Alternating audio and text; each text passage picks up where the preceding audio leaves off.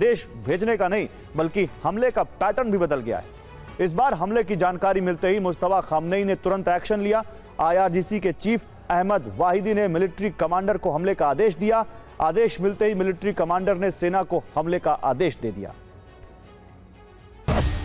क्योंकि अमेरिका जानता है कि जंग के बाद से ईरान की अर्थव्यवस्था इस समय बेहद नाजुक दौर से गुजर रही है और इन आर्थिक प्रतिबंधों का मकसद ईरान को पूरी तरह वित्तीय रूप से अलग थलग करना है ताकि वो अपने परमाणु कार्यक्रम को आगे न बढ़ा सके और अमेरिका इजरायल के साथ चल रही शांति वार्ता के मुद्दे पर बैकफुट पर आने के लिए मजबूर हो जाए। तो ईरान का सबसे बड़ा क्रिप्टो करेंसी एक्सचेंज नोबिटेक्स है। अमेरिकी ट्रेजरी डिपार्टमेंट के मुताबिक ईरान स्टेबल कॉइन्स का इस्तेमाल करता था। स्टेबल कॉइन्स ऐसी क्रिप्टो करेंसी है जो अमेरिकी डॉलर या गोल्ड से सीधे जुड़ी होती है। ईरान रियाल को स्टेबल कॉइन में बदलकर अमेरिकी प्रतिबंधों को बाईपास करता था। ईरान रियाल को नोबिटेक्स पर लाता था। इसके बदले में USDT जैसे अमेरिकी डॉलर से जुड़े स्टेबल कॉइन्स खरीदे जाते थे। ईरान के सेंट्रल बैंक नोबिटेक्स के जरिए करोड़ों डॉलर के स्टेबल कॉइन्स का इस्तेमाल करके डिजिटल डॉलर में लेन देन के लिए करते थे। पहचान छुपाने वाले ब्लॉकचेन जैसे TRX और BSC का इस्तेमाल होता था। TRX और BSC नेटवर्क की लेन देन फीस कम होती थी और उन्हें ट्रैक करना मुश्किल है। ट्रैकिंग से बचने के लिए नोबिटेक्स और ईरानी central bank cross chain bridge और डिसेंट्रलाइज्ड एक्सचेंज का सहारा लेते थे क्योंकि पश्चिमी देशों के लिए इन्हें बैन करना आसान नहीं। नोबिटेक्स ईरानी रियाल को डिजिटल डॉलर में बदलकर सीक्रेट डिजिटल नेटवर्क के रास्ते इंटरनेशनल क्रिप्टो मार्केट में भेजता था।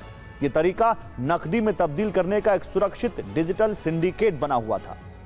उधर ईरान के सुप्रीम लीडर मुस्तफा खामनेई के तेजी से स्वस्थ होने की खबर ने वॉशिंगटन में हलचल तेज कर दी है क्योंकि एक तरफ मुस्तफा खामनेई की सेहत में सुधार हुआ है, दूसरी तरफ सीधे सुप्रीम लीडर के ऑर्डर पर ताबड़तोड़ हमले शुरू हो गए। ऐसे में सवाल उठने लगे हैं कि पश्चिम एशिया में अब समझौता होगा या महाविनाश। इसीलिए अमेरिका ईरान की आर्थिक रीढ़ तोड़ने के लिए एक बड़ी चाल चल रहा है। ईरान को रोकने के लिए उसकी सबसे बड़ी क्रिप्टो करेंसी एक्सचेंज नोबिटेक्स पर कड़े प्रतिबंध लगा दिए। अब देखना यह है कि डिजिटल करेंसी का रास्ता रोककर अमेरिका ईरान को घुटनों पर ला पाएगा। इस रिपोर्ट में दिखाते हैं। क्योंकि अमेरिकी खुफिया संकेतों के अनुसार मुस्तफा खामनेई जिंदा है और मुस्तफा खामनेई की राजनीतिक और रणनीतिक सक्रियता लगातार बढ़ रही है, जिससे लग रहा है कि मुस्तफा अब ज्यादातर निर्णय खुद ले रहे हैं। और 19 मई से अमेरिका कई बार ईरान पर हमले कर चुका है। ईरान हर बार जवाब देता है, लेकिन इसमें करीब 12 से 24 घंटे का वक्त लगता था, जिसकी वजह मुस्तफा और IRGC चीफ के बीच की लंबी कड़ी थी। गंभीर हालत और मुस्तफा की लोकेशन अमेरिका को नहीं मिले, इसकी वजह से संदेश पर्चियों पर भेजे जाते थे।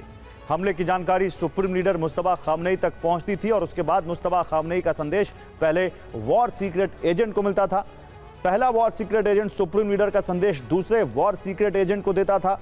मुस्तफा खामनेई का मैसेज दूसरा वॉर सीक्रेट एजेंट IRGC के चीफ अहमद वाहिदी तक पहुंचाता था।